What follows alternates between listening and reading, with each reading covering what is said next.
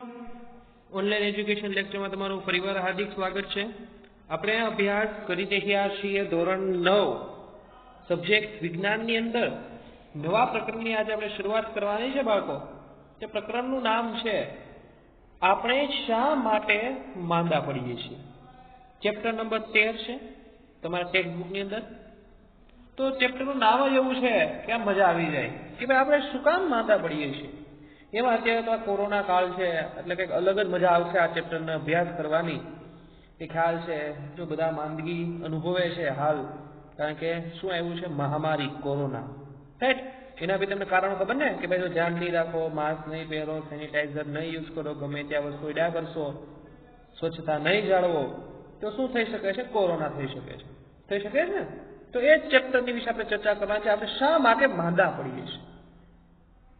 તો ચેપ્ટરની શરૂઆત કરીએ એ પહેલા થોડુંક આપણે વાતચીત કરીએ કે આખો જે માનવ સમુદાય છે એ બધા માનવીઓ છે એ કાં તો સ્વસ્થ એટલે કે સ્વાસ્થ્ય તેમજ રોગોની સમસ્યાથી પીડાતા હોય છે। એટલે કે જટિલ એટલે મોટી એક સમસ્યા છે ને સ્વાસ્થ્ય અને રોગ વચ્ચે। સ્વાસ્થ્ય બગડવું એટલે આપણે કહીએ ભાઈ રોગ થયો કે તાવ આવ્યો, તાવને હું રોગ છે ને એક પ્રકારનો શું બોલી છે રોગ, એ અનેક કારકોને કારણે, કારક એટલે ઘટકોને કારણે થતો હોય। ફોર એક્ઝામ્પલ, ખરાબ વસ્તુ તમારાથી ખવાઈ ગઈ છે, અમુક જે નકામી વસ્તુઓ છે જે પડી રહી છે, બગડી ગઈ છે, એ વસ્તુ ભૂલમાં તમારાથી ખવાઈ ગઈ છે, અથવા કોઈ ઘટક કણો એવા કે જે તમને માંદગી તરફ દોરે છે, અમુક એવા વાયરસ જે આપણા શરીરમાં પ્રવેશી શકે છે અને આપણી તબિયતને શું કરે છે? બગાડી શકે છે। એટલે કહેવાનો મિનિંગ કેવો છે? રોગ થવાના ઘણા કારકો હોય। આપણે આપણા સંદર્ભે વિચાર કરવો છે રોગ અને સ્વાસ્થ્ય સમજવું છે તો એ વર્ઝન એક સંદર્ભ કેવો છે? જટિલ એક મોટો વર્ઝ છે, મોટી છે, સમસ્યા છે પ્રકારની કે ભાઈ સમજવું સ્વાસ્થ્ય એટલે શું અને રોગ એટલે શું। તો એ સમજવું હોય ને તો પેલા આ ટોપિક તમારે સમજવો પડે। તો સૌથી શરૂઆતી કામ કરીએ છીએ આપણે કે સજીવો છે, સજીવ શેના બનેલા છે? તો સજીવ શેના બનેલા બાળકો? કે કોષ। એટલે ગ્રીન કલરની માર્ક થાય છે કે કોષ એ સજીવનો પાયાનો એકમ છે। આનો મિનિંગ એવો થયો કે બધા સજીવો હોય ને એની અંદર એક વસ્તુ સમાન, એ સમાન શું છે કે બધા જ સજીવોની અંદર શું આવેલા હશે? કોષ, રાઈટ। આગળ ચર્ચા કરીએ। કોષ છે એ વિભિન્ન પ્રકારના રાસાયણિક પદાર્થો ધરાવે અને કોષની અંદર પણ રાસાયણિક પદાર્થો હોય જેવા કે પ્રોટીન, કાર્બોદિત, ચરબી, લિપિડ વગેરેથી શું હોય? બનેલા હોય। એટલે કોષ શેના બનેલા છે બાળકો? પ્રોટીન, કાર્બોદિત, ચરબી અને લિપિડ, જેની વધારે ડીપમાં ચર્ચા તમે આગલા ધોરણોમાં એટલે આગળના ધોરણોમાં કરશો કે પ્રોટીન ખરેખર કેવું કોને, કાર્બોદિત કોને કેવું, ચરબી કોને કેવું, લિપિડ કોને કેવું। આપણને જોતા આ બધા પદાર્થો આપણે ક્યાંય એ જો પ્રોટીન દેખાણો હાથ ઉપર, એ પેટમાં કાર્બોદિતે પાટું માર્યું એવું કઈ દેખાય નહીં, એટલે આપણને લાગે એટલે એ તો ક્યાંય હશે એમ, આપણને કાંઈ એનો કાંઈ ફેર પડે નહીં। પણ બાળકો એ બહુ જ અગત્યના છે।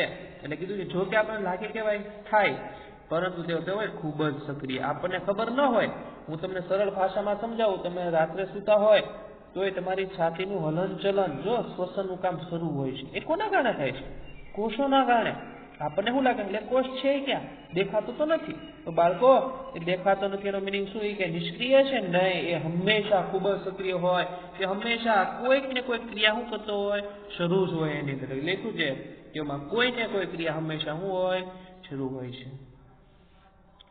કોષો એક સ્થળેથી બીજા સ્થળે શું કરતા હોય? ગતિશીલ। હું તો મારા પગના કોષ છે તો હાથના કોષો બધા એકબીજા શું ગતિશીલ હોય ત્યાં સુધી કે જે કોષમાં ગતિ હોતી નથી તેઓ પણ કોઈ ને કોઈ શું કરતા હોય? સમારકામ કાર્ય કરતા હોય। સમારકામ એટલે જે કોષો આપણે નિષ્ક્રિય કોષો કીધા યાદ કરો ચેપ્ટર નંબર 5 માં, એવા કોષો। નવા કોષો નિર્માણ પામતા રહે ત્યારે ક્લિયર કરો, નવા કોષો નિર્માણ અધિકરણ, બરાબર? અધિકરણ ભણી ગયા હતા ને, સંભાજન ને અધિકરણ। તો કોષોનું પણ શું થાય?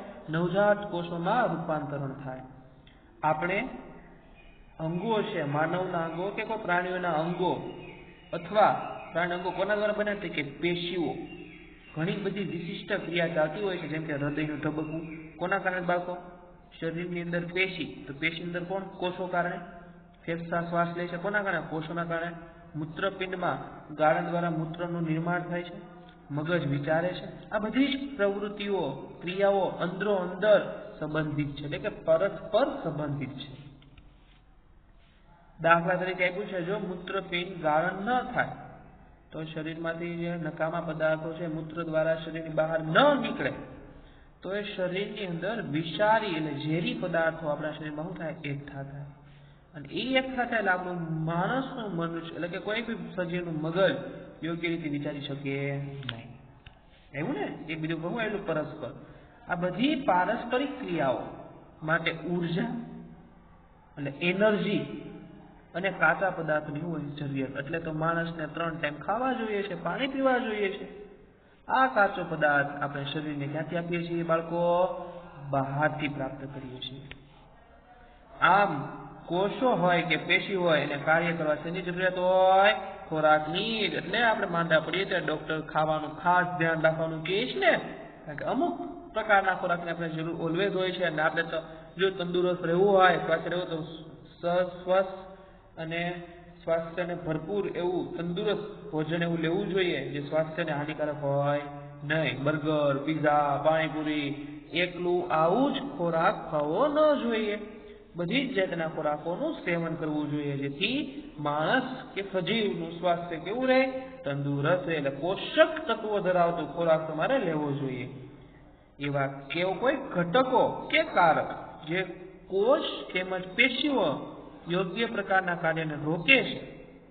એટલે કોઈ ઘટક કે બહારથી મળતો કોઈ ઘટક જે આપણા શરીરના કોષો કામ કરે છે અથવા પેશી એને કાર્યમાં ખલેલ પહોંચાડે. કોઈ માણસ લખતો હોય, કોઈ તમે હોમવર્ક કરો છો, તમારો ભાઈબંધ આવે ને એ હાલને ક્રિકેટ રમવા, તો હાલને રમવા, તો એવું થયું, એ કારક થયો. તમારા કાર્યને રોક્યું. જે તમે ભણવાનું કાર્ય કરતા શું કર્યું? રોક્યું. તો એમ કોષો અને પેશીઓ આપણા શરીરમાં સંપૂર્ણપણે કાર્ય કરતા હોય એ કોઈ દિવસ સ્થિર હોતા નથી. તો એ કાર્યને રોકે. તેથી શરીરની સામાન્ય ક્રિયા હોય એવું થાય, ખોરવાઈ જાય. શરદી થાય છે, શરદીમાં આપણે જે કોષો શોષણ કરે છે તો અમુક કારકો છે શોષણ કરવા દે નહીં. શ્વાસ લઈ શકીએ શકો નહીં, એટલે આપણે ફીલ થાય મને શરદી થઈ છે. થાય કે ન થાય? એટલે કે છે આથી વ્યક્તિના શરીરની સામાન્ય ક્રિયાઓ ખોરવાય છે. આજે આપણે ખરેખર કાર્ય કરીશું, કાર્ય કરી ન શકીએ એટલે આપણે શું થાય? મને કાંઈક થયું છે. એટલે આપણે શું કહીએ? વ્યક્તિ આપણે શું કહીએ? માંદા પડ્યા એમ કહીએ છીએ. માંદા પડવાનું રોકવા માટે આપણે શું કરવું જોઈએ? તો બહુ સરળ છે. શરીર માટે જરૂરી બહારથી જે પદાર્થો લ્યો છો એ કેવા હોવા જોઈએ? શુદ્ધ સ્વરૂપના હોવા જોઈએ. ટૂંકમાં શુદ્ધ હવા, પાણી અને ખોરાક દ્વારા વ્યક્તિને માંદા પડતા શું કરાય?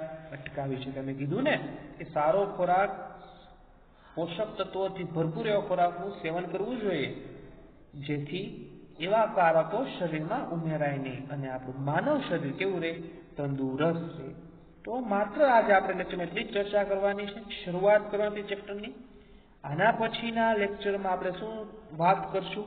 સ્વાસ્થ્ય અને તેનું કથન. કે સ્વાસ્થ્ય વ્યક્તિ હોય અચાનક માંદો કેમ પડી જાય છે, તો એની માટે આપણે સૌથી પહેલા સમજવું કે સ્વાસ્થ્ય એટલે શું, સ્વાસ્થ્યનું મહત્વ શું છે, એની ચર્ચા કરીશું. અને ત્યારબાદ આપણે ટોપિકમાં આગળ વધીશું. તો આજના લેક્ચરમાં માત્ર એટલી જ માહિતી ભણીએ જે તમે બુકની અંદર વાંચી લેજો એક વખત અને સમજી લેજો. બરાબર છે? તો આજના લેક્ચર અહીં સુધી રાખશું.